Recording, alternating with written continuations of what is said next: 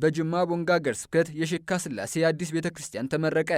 ህዳር 20 ቀን 2018 ዓ.ም በኢትዮጵያ ካቶሊካዊት ቤተክርስቲያን ጅማ ቦንጋ ሀገረ ስብከት የሼካ ስላሴ አዲስ ቤተክርስቲያን በመመረቅ ለመስዋዕት ቅዳሴ አገልግሎት ክፍት ሆነ። አዲሱን የሼካ ስላሴ ቤተክርስቲያን በቡራኪና ጸበል በመርጨት ለጸሎት ክፍት ያደረጉት የጅማ ቦንጋ ሀገረ ስብከት ጳጳስ ብፁዕ አቡነ ማርቆስ ገብረ መድኅን ናቸው።